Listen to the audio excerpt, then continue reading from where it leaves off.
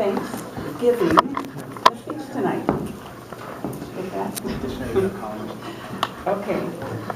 This is your icebreaker speech, and you really did an excellent job. I think that was one of the best ones I've ever heard. So, phew, all your work over the weekend and everything you did was worth it and paid off. I really liked that you gave stories and that you kept to a theme of your careers. I've heard these speeches given before, and man, they just run through every aspect of their life, and they're just exhausted when they're done.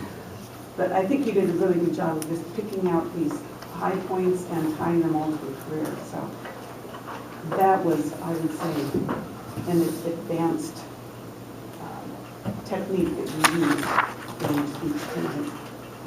You do have, I think, an innate storytelling ability, and I think we could hear a pin drop when you were telling some of those stories too, especially my favorite one was a near-death experience. I too have worked in a hospital, and I've had patients that they couldn't believe when I saw them the next day that they were actually even alive, and it does change your own life too.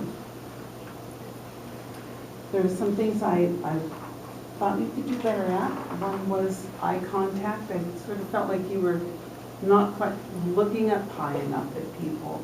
You're maybe looking at the tabletop or the edge of the table. So look up. You had a propensity for looking at the left-hand side of the room. You did come over here as well, but it seemed like, and you go back to the left side. So try to, look around and talk to people in the room. Little problem once in a while of what to do with your hands. So you did a little bit of the big leaf, or maybe yanked on your pant legs once or twice too. But it's okay to just let your hands dangle and just let them be down there. Watch people on TV if they're standing on a stage. They do this a lot. They don't gesture all the time, but it's okay to just let them hang. It's fine. My very favorite part was your affecting an accent, Georgia accent. That story was pretty wonderful too. But that you threw an accent in, and then also the body language of the guy marching down the hall. Those really are advanced techniques, and it also shows that you are a natural storytelling because you really get into it and you relaxed. Good introduction, strong conclusion. Always nice to compliment Toastmasters and you explain why you're going to be here or why you joined the club.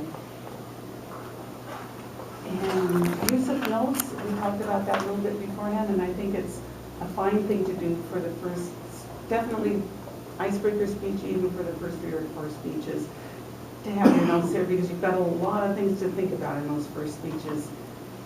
You don't want to necessarily have to memorize everything, so make it easier on yourself.